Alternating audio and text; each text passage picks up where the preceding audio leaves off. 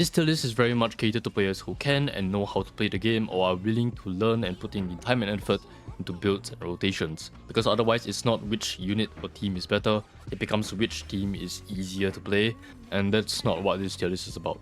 I am also a tier crafter, so my tier list is very much based on both the math and optimal rotations and gameplay.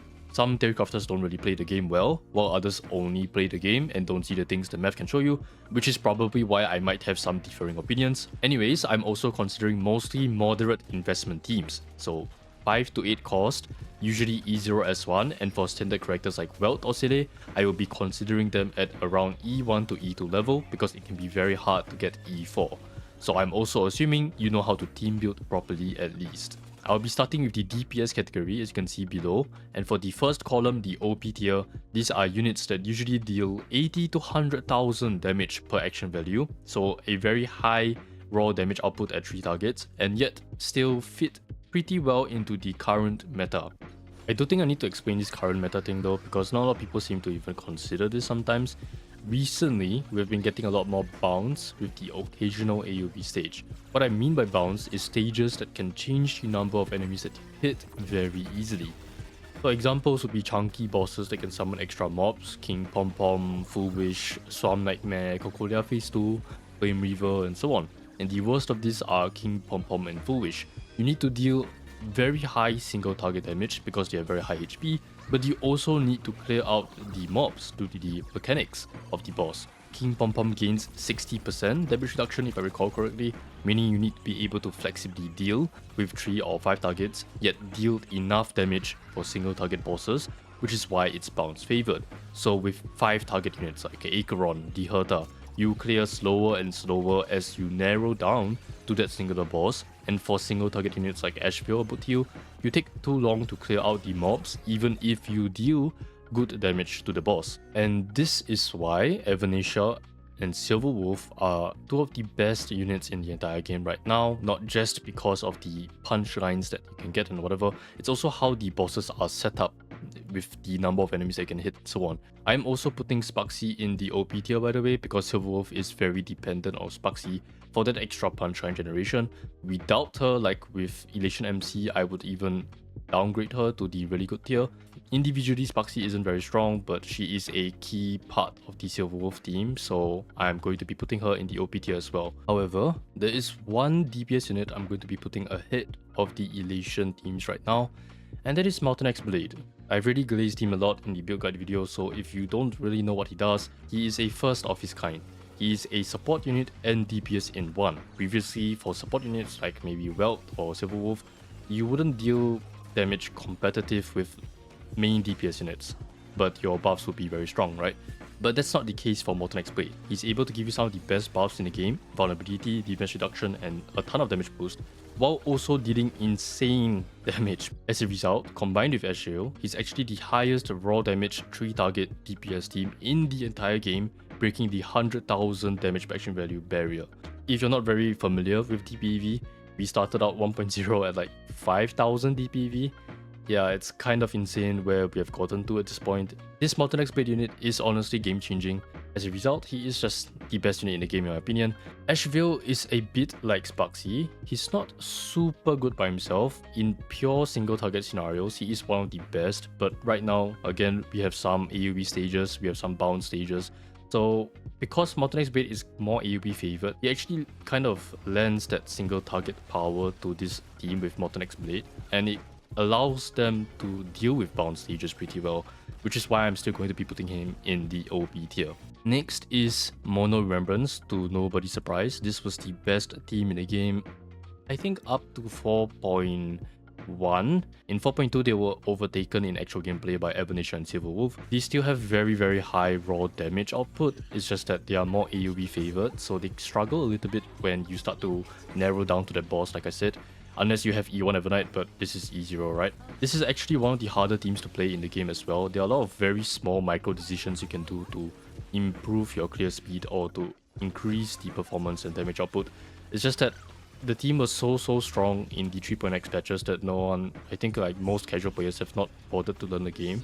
So I think you will feel even more of that downgrade now. And the final OP tier I'm going to be putting is Firefly. Firefly is the weakest here in my opinion because she's purely blast. She has no bounce at all, so she's very inflexible. Thankfully there are a bunch of stages that she's decent on, like she's really good at Baxicon. She's pretty good on the current Swarm as well. She has a bunch of stages that she will be decent at. Unfortunately, even though her raw damage output is very high, especially since you can run her sustainers pretty easily because you can just break the enemies permanently and then they don't even take a turn, she is a victim of the current meta. It's very favoring to bounce. I think that's why she isn't higher on the list for me. So next, for the really good tier, I want to put Akron actually, but I'm not super sure about it, and it's entirely because of Mortenax Blade. She's so dependent on him. With Mortenax Blade, the Akron team actually does decent damage even at 3 targets, about 60-ish thousand DPV. That's better than the previous late 3.x meta teams like Final and XR at about 40 to 50,000. And she is AoE favored, right? So at 5 targets, she's about 91-ish thousand DPV. Hence, I think there is a noticeable difference between her and the OP tier. But she is so dependent on Mortenax Blade that I'm not sure how much I should be crediting it to her, you know? I think without Mortenax Blade, she would literally be like here. With, it's like really good. So I'm not very sure, you let me know what you think. Other than that, I think DOT is also in this tier. The raw damage output is really high, but that's assuming the enemies don't dispel the debuffs. In actual gameplay, that happens a lot, so the raw damage, even though would normally be competitive with the OP tier, they just aren't quite there because you have to restack Arcana and the duty debuffs and whatever. They also don't really have very good toughness reduction, so they kinda struggle a little bit in Apocalyptic Shadow. I think a really good tier is kinda fair. But next, for the great tier, I'm gonna have Phynon, Welt, Anixa, Igalea, Saber, Archer, and Midday. If it's E4 Welt, he would definitely be like this or even up like this. But again, I'm considering E2 Welt, and I think Phynon is pretty decent right now. The raw damage is just kind of dropping. It's about 50-ish thousand. It takes forever to enter his ultimate. But at least there is physical weakness. There is some bounce. Anixa, kind of the same thing. He is decent against the current Flame Reaver. And unfortunately, that is kind of about it for now. No, Swarm Nightmare I think is also decent. Other than that, kinda hard, very little wind weakness. Damage also drops compared to Silverwolf and Evanescia. Next we have Igalea. She is blast, but she attacks so frequently that she can still kinda perform decently in a bounce environment. The issue is that her raw damage output is just kinda low. Ideally you want to run sustainers, but nowadays it's getting harder and harder to do that. Next we have Saber and Archer. Saber and Archer are two of the hardest to play units in the entire game, so I'm assuming you know how to play the game. Not a lot of wind weakness again, like Anixa. Has some bounce, more AoE favored. Not the best for her, but still decent damage output. Archer as well with the Sparkle Nova Flare. Got a huge buff from that, but single target focused. These two units might get a buff next patch because of the Fate units. Not very sure. They might go up to really good or even OP. For now, I think they are somewhere here. Midday I think is the worst because even though he's a blast unit like Igalea, his damage is more spread out, whereas Igalea is more single target focused, like it does more damage to the one enemy that you're hitting. So even though the raw damage output is quite high on Midday, I just don't think he plays very well in the current meta. Next, in the decent tier, we're gonna have Seele, Yulni Blade, Qingliu, Feixiao, Buthiu, Dihota, and Rappa. So this is where the great tier onwards is quite hard for me to order them already, honestly. I can't quite tell you exactly if Blade is better than Qingliu or if Yulin is better than Qingliu. Let's just explain why I think they are around this level. Seele is really weird. She is simultaneously one of the best units and the worst. She is really good in a stage where they can summon extra enemies that can be defeated very easily, so Flame Reaver, Nikados. We haven't been getting a lot of that. The current Flame Reaver is good. The next Flame Reaver will be good. Other than that, she's not very good. So she's a bit too niche, and I think she should lose some points for that. I'm still gonna put her in decent. She is a unit that you pull out when you get those stages. Other than that, you don't touch her at all. Yunli, Blade, Qingliu, Feixiao. These 4 units are buffed by Mortenax Blade. Again, Mortenax Blade effect, but it would always be better to run hyper carry Mortenax. So because of that, and also their raw damage is just kinda low, I don't think they are very good. Yeah, not sure which one is better than which. To me, they are all roughly the same power level. I'm gonna be explaining this more in a future video, but for DPSs, you ideally want a unit that can attack very frequently. Puthill is kind of a nuke-ish kind of unit. He can get 3 turns in a cycle, but that's not really enough compared to other units nowadays like Silverwolf and Evanescia that can attack very frequently. Even though the damage is kind of decent, it's like about 40-ish, I think 30-ish thousand DPV, I don't rate him very highly. Finally, we have the Herta and Rappa suffering from Erudition because the current meta is very bad for Erudition. The Herta gets energy from hitting enemies, right? So the more enemies you hit, the more energy you get, and that increases the frequency of your damage.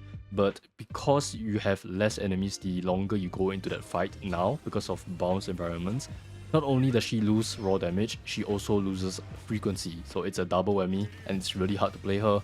You kinda have to run NXR for most stages other than like Pure Fiction, but Pure Fiction is so easy. And the current Anomaly King is also kinda decent for her. Some Flame Weaver stages should also be decent, but I would rather run other units most of the time. Rappa as well suffers a lot from her own typing. It does the least damage for breaks, and then it also delays the enemy's action further, so it's harder for her to gain even more charges to deal even more break damage.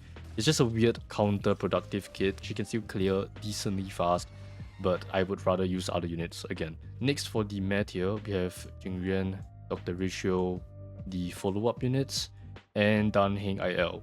So all of these units benefit from Mortenax Blade, like Dr. Ratio and the follow-up units, but you don't really have a reason to use them because the individual damage is just kinda low. Yeah, I think Mortenax Blade is keeping some of these units from being not great in the meta, honestly. It's just kinda how it is. And then Dan Heng IL at least has a Sparkle buff from 4.0. Still kinda bad. Really needs a Nova Flare. Oh, and I forgot about the Erudition Trio. I think they are at least in meh because they can be used in Pure Fiction. Other than that, they are just useless. Finally, we have the lowest tier. I don't think much explanation needs to be given for these units. They just don't really do a whole lot. Not a lot of damage. That's just how it is. So next we have the support category. Obviously, Mortenax Blade is number 1. I think actually I might even have to give him a tier of his own. Like this unit, vulnerability, defense reduction, damage boost, don't need effective rate, permanently applies debuff, crazy amount of damage for support. It's pretty much a DPS and support in one. There just isn't a support like him right now, which is why I think he deserves a tier on his own. So next, for the OP tier, we have Sparkle, Yao Guang, 3B RMC. I don't know in what order I will be ranking them, but I just know that these 4 units are still very strong in the meta. Sparkle after the Nova Flare is a beast with the Rest Pen vulnerability. Yao Guang is very strong because Illusion is very strong right now as well. And Remembrance Trailblazer debuffs just really good true damage. And then 3B, Rest Pen vulnerability plus extra additional damage or follow-ups. So very strong in Mortenax Blade teams right now, which is why I think all these units are very good. Next, we have Welt, Ho-Ho, Cyrene, Dahlia. So Welt, I've already talked a lot about why I don't think he's very good pre-E4. Once he gets E4, he's probably like OP tier. Without E4, how do I explain this? He's kind of like in the middle ground because he can't really be played as a sustain. Previously, it was possible, but the endgame content has been ramping up quite a lot actually. The enemies are a lot more aggressive, they deal a lot more damage, so you can't really run sustainers consistently. He also has some anti-synergy because he's neither here nor there. Like for Mortenax Blade, by delaying the enemy's action, he actually reduces the damage of Mortenax Blade because he wants to get hit for the charges to use his follow-up attack. It's quite a weird kit, but I think it's really good for a standard character. And if you have E4 Welt, that's when he really becomes strong, but again, I am considering at E1 and E2. Ho-Ho is the actual sustain, and her buffs are strong enough for me to consider her as a support, because it's 64% attack if you have 160 energy, and then the most important part is the 20% maximum energy. A lot of the units recently that we've been getting are very energy hungry, which is why Ho-Ho is so relevant right now. But in the future, I wouldn't be surprised if she drops in relevance, but for now she is very strong. Cyrene rides or dies with Chryso Air teams. If the Chryso Air teams are not performing well, so will her relevance in the meta. Right now, the only top tier competitive meta team is Mono Remembrance. Other than that, Aglia, Phynon, Mide, and Nexa, they're still good, but they're not as strong as some of the other units or teams that we have, which is why I don't think she is in the OP tier anymore. So Dahlia, I'm not very sure if you should put her in here or here. She just completely carries the Brick archetype on her back. Without Dahlia, Brick is unplayable. Firefly got a Nova Flare as well in 4.2. Now Brick teams are able to deal super Brick damage even without breaking, has decent debuffs as well, able to implant weaknesses. I think the kit is just quite well thought out, able to use Eagle, can use Tutorial, just very, very niche. Next we have Sunday, Seridra, Silverwolf, Cypher, and Harmony MC. So Harmony MC is the most niche here, just like Dahlia, but very strong in break teams if you have Fugue, because double breaking gives extra energy, so you can abuse dance very well. If not for dance, Harmony MC would be a lot worse. Silverwolf and Cypher, previously I would put them higher because they are quite generalist and the debuffs that they can give are quite decent, but then Mortenax Blade released. I mean, again, it's the Mortenax Blade effect, right? All the other Nihility units, or most supports in general, are just slightly less relevant now because Mortenax Blade is so strong. He gives better debuffs than both Silverwolf and Cypher, and also deals more damage. Unfortunately, they are just power creeped, and it's quite hard to find a reason to use any of these two units nowadays. Seridra is kind of like a more niche Cyrene, ride or dies with Phynon and Nexa, and now Seele. Yeah, those teams are just not very strong right now, which is why I don't think she's very strong herself. I've explained many times why I don't think she was ever that good to begin with. She can use dance decently, but other than that, if your skill is just not very important, she will just not be very good for you, and you have to scale off attack, so very restrictive. And finally, Sunday. Sunday is a very weird unit to rank. He is kinda homeless, but every time a new DPS unit comes out, we would usually use Sunday ever since like NXR's release. The issue is that he will be replaced shortly after by the best in slot unit, like in Phynon and NXR's case is actually Seridra.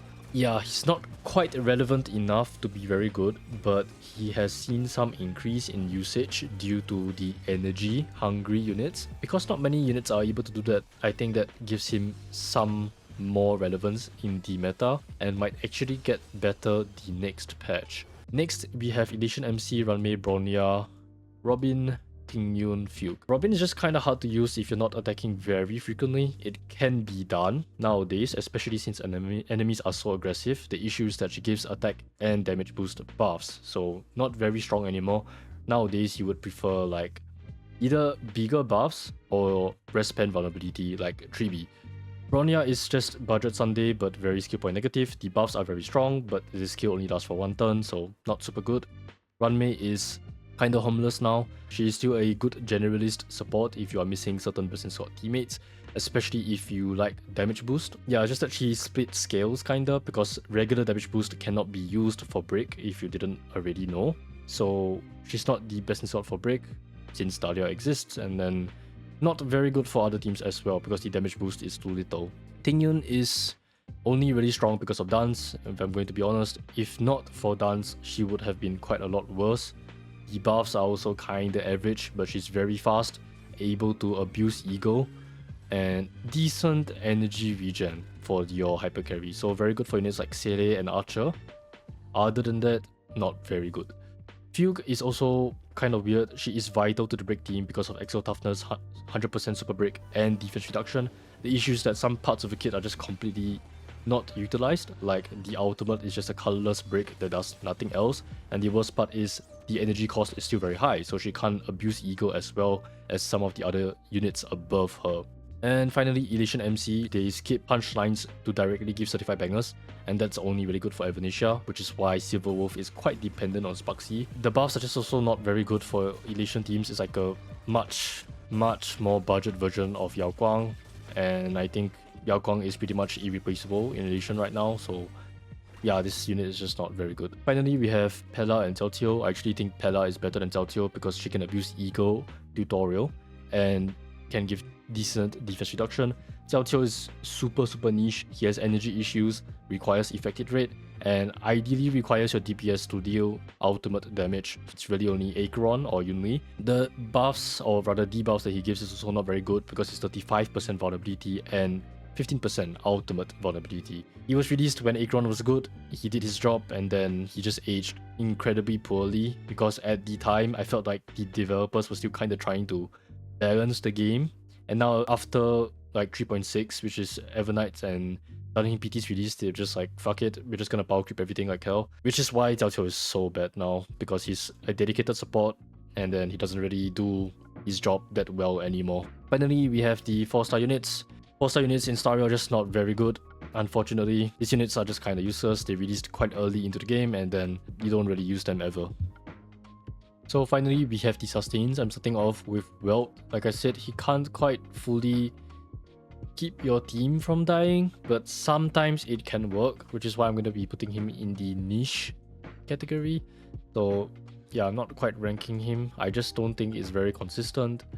I would prefer if he had even more action today or just completely zero action today and then just focus as a support. But yeah, here we are. He's kind of neither here nor there. But for the OP tiers, we have Haixin, Ho-Ho, and Dunhing PT. So Dunhing PT previously, he was used in literally every team. But since Ho-Ho, with her energy regen and attack buffs, it has pushed Dunhing PT back a little bit. But even then, he is still very strong and very versatile. And Haixin actually cuts in a little bit into one of Dunhing PT teams, and that is Asheville, because you would want to run Haixin for Mortenax Blade because she's able to give HP buffs. So that's really strong for Mortenax because HP buffs are quite rare. And that's why I still think Haixin is the best, but closely followed by Ho-Ho. Obviously, Haixin is very strong with Mono Remembrance as well. Ho-Ho is very strong for a lot of the Elation teams, and Dunhing PT is a very strong generalist sustain. Let me just explain a little bit about my thought process for sustains. If you want to be a good sustain, you have to do more than sustaining. It doesn't really make sense, right? But that's just how it is in Star Rail. You have to be able to contribute to your team's damage in some way, whether it be buffs or literally just damage, like Dunhing PT's Soul Dragon or Haixin's Little Ika. You just have to do more than just keeping your team alive, otherwise you're just not very strong in Star Rail terms, because everything in Star Rail is based on how much damage you can do and how fast you can put out this damage. So next in the really good tier, I have Gallagher, Aventurine, Ling Sha. I think there is quite a big gap between OP and really good as compared to the other tier list that I have done. They are just kind of old 2.x-ish units, and the utility that they provide is just not as strong as any of these 3 units above. You just don't really have a reason to be using them other than if you don't have any of these 3 units above. From here on, it's just kind of decent. They're not very good anymore. It's like Fuxian, Japard, Locha. These units are... they can keep your team alive. That's about it. Especially... actually, Fuxian might actually be the worst. She gives you crit rate buffs, but the issue is that she redirects the damage the team takes to herself. So if the enemy has some kind of strong AoE attack, then she will get one shot quite easily. And next in Meh, we have Bailu. What do I have? Okay. Bailu and Lynx are quite okay for me. They get the job done. That's about it. They don't really do more than that. And then in the not great tier, we have Much, Preservation MC, and Natasha. Actually, in fact, I might even put Natasha up there. These 2 units are just really bad. That's all for my 4.3 tier list. Honestly, I'm not super good at organizing my thoughts, especially when there's so much information to account for. So hopefully my points got across well to you. This is just my view of the game right now. I don't really mind if you disagree. I'm sure people will disagree. Just please use your brain a bit more and avoid the really annoying anecdotal evidence like, this guy 0-cycled low cost with this unit, and then the person combating like barely even understands why the run works or how many substats were used. I'm just not interested in listening to any of those arguments or people who get super offended when I say their favorite fictional character isn't meta. So yeah, I'm going to be ignoring you if you do that. But thanks for watching as always, and see you in the next video.